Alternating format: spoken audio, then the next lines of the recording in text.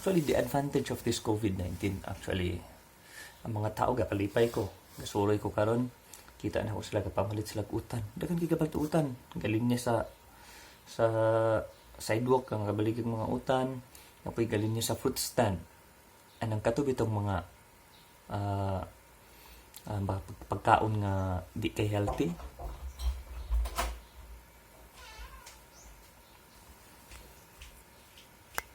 I know that I hit you with a full-on attack. Rock, rock, rock, rock, rock, rock, rock, rock. Never pull no punches, it was full contact. Rock, rock, rock, rock, rock, rock, rock, rock. Now we enter the place and we now want bring it back. In it, rock, rock, rock, rock, rock, rock, rock, rock. Hit you in the house and mean a deep impact. Rock, rock, rock, rock, rock, rock, rock, rock. I never meant to hurt you or do the things some people do. I know I've hurt you.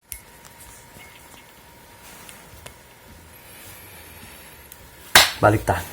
Kay naputol to kay kalit sulod si kuya. Ulo gapon kay ni. So, what am I supposed to do? We're done with the practical tips I have given you. What the fuck?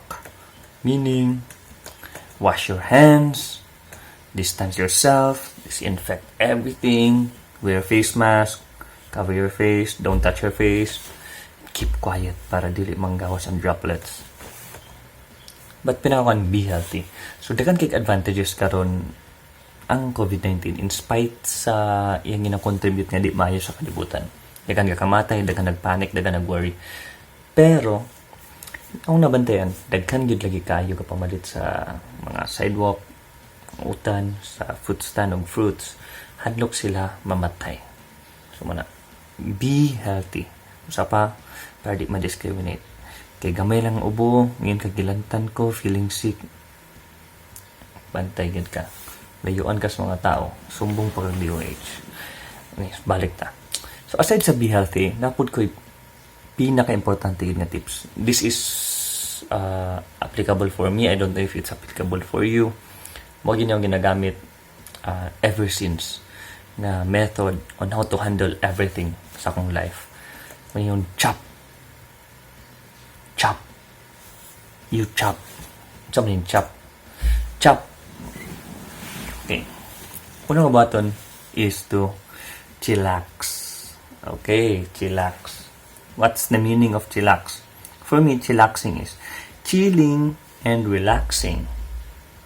Chilling and relaxing while assuring that everything's gonna be alright. Okay? Dili proud relax wala ikabuhaton. Kasi relax, dili magpanic, dili mag-worry, dili mataranta. Chill and relax while assuring that everything's gonna be alright. Tanan manglabay ang tanan. Yun pala, these too shall pass. Human may kagahapon, ang karon pa kaha, human po ng ugma, di ba? So, chill lang ta, relax ta, dili pasabot nga relax na walay buhaton. Be concerned, be thoughtful, but I tell you, do not worry. Why? Worry might be the one nga mapatay sa tuwa. Worry kills us. So, you should not worry. Why? You should have faith. Have faith. Ako naman din po doon ni. So, I have faith. Why? Gatuo ko ng tanang butang ginaalaw sa Ginoo. I-allow ni Lord tanan. And we deserve everything. You deserve what you got. I deserve what I got. So, if malipayon ko karon, I deserve this. If magilaka ko niya, I still deserve it. So, I have faith that God is the one in control. I believe that God is the one who have created everything. Yun palag. Siya po'y nagbuhat sa COVID. I don't know. Pero ako siya'y nag-allow. Why? Walay kakitabo sa kalibutan nga wala niya gi-allow. He allowed it, everything, for a certain purpose. And some purposes, wata kabalo, kaya siya rin ay balo. God is the owner. So, siya owner sa kalibutan, sa atong tanan. And I believe di tanya pasagdan. And God is the Father. According to the Bible, God is really our Father, wherein He just want to be a father to us. So, as a father, gusto niya mahatag ang tanan gigusto siyang anak. But how? Through faith, nga gatuo po ng anak nga mahatag sa iyang ginikanan ang iyang pangayo. Though, dagan pa na siyang mga angay i-discuss. But, we should have faith. Okay? She lacks, have faith. Obey. Okay. We should obey. Di lang kang Lord, but to the authority. Now, according to the videos nga nakita o mga articles, mga posts, na mga kwan sa Italy, yun nila, don't make the same mistake we done. Kay, tungod to kay wasla ni obey. Example, social distancing, stay at home, di na magsig-travel, di magsig-engage with other people. But, due to the disobedience of the people, ilagya pong gibuhat, and now, ang usara nga natakdag COVID, tungod kay nakik-engage ang daghang tao, nidaghan pod ang mga na-infect. So, obedience. Why? To the authority. Because authority was put by God there. Gi-allow na ni Lord. Mapapangit man na siya na leader or dili. But they have purpose. Ngayon nga, o man sila'y klaro. Okay. Wa sila'y klaro. Ikaw, magpa-appeal ba ka way klaro? Unsa yung mabuhat para di ka ma-appeal pareha sa imong ginangaw? Man sila'y klaro. Dapat inalang gibuhat. Do your part.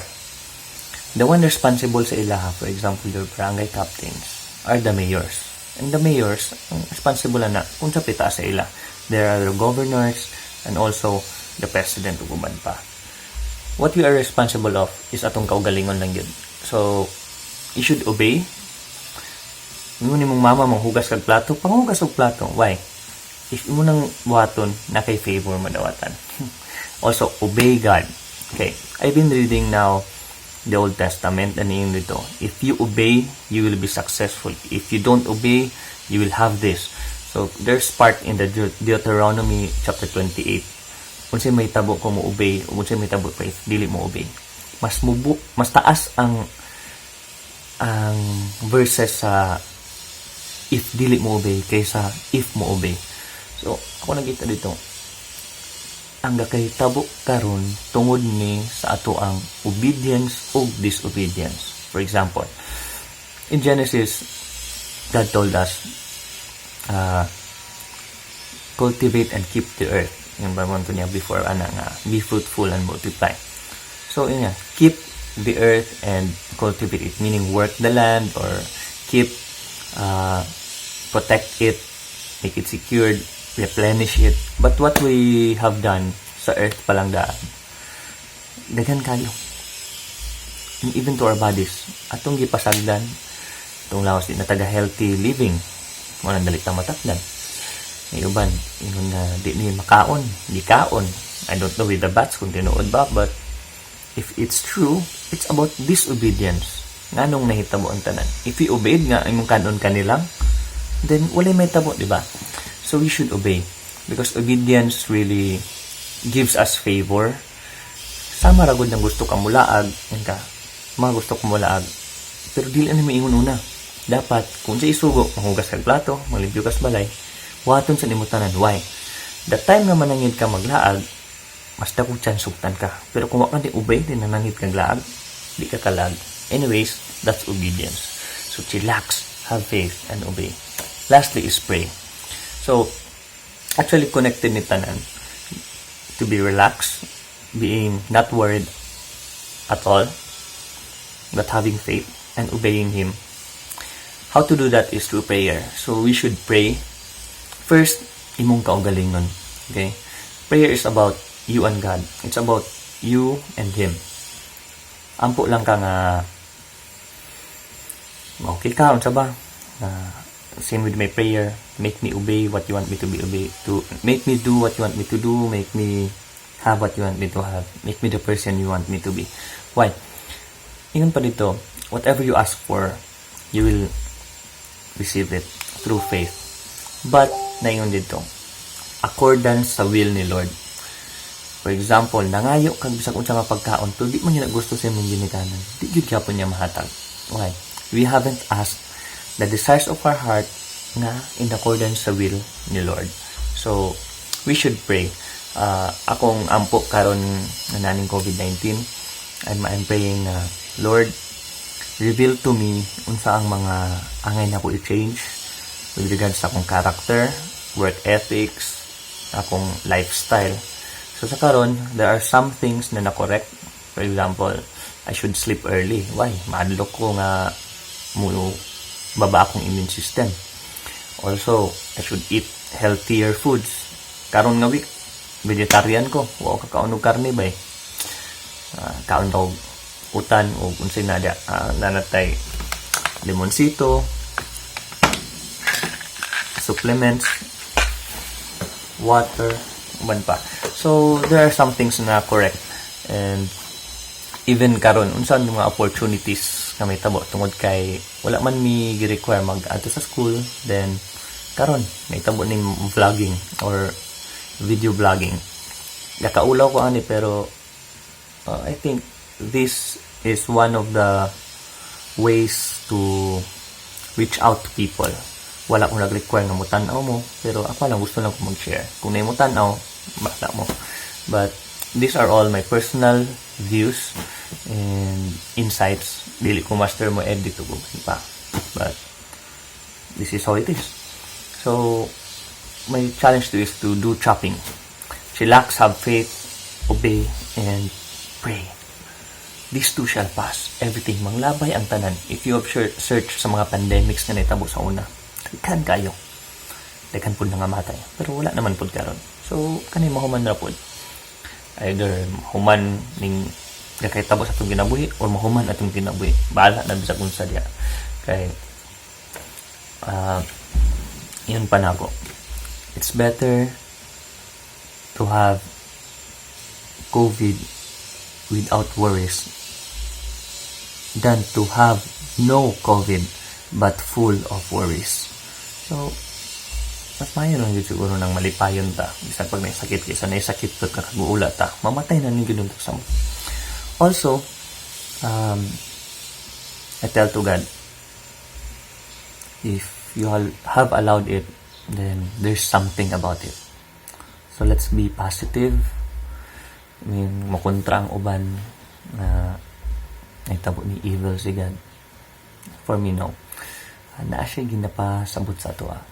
Nanong gi-allow ni niya. So, we should look for it. You pray, Lord, unsa ka ang akong mabuhat ngayon anyang sitwasyon, unsa kay angay buhaton, dili ta magsigbantay sa ubang tao. Why? We cannot change or develop ourselves if dito taga-focus sa uban. Look at yourself. Meditate on the things you need to change and you need to develop during this time. So, I hope you've liked it. I'd like to say thank you and God bless us all. I know that I hit you with a full-on attack. Rock, rock, rock, rock, rock, rock, rock, rock. Never pull no punches, it was full contact. Rock, rock, rock, rock, rock, rock, rock, rock. Now we enter the place and we now want bring it back. In it, rock, rock, rock, rock, rock, rock, rock, rock.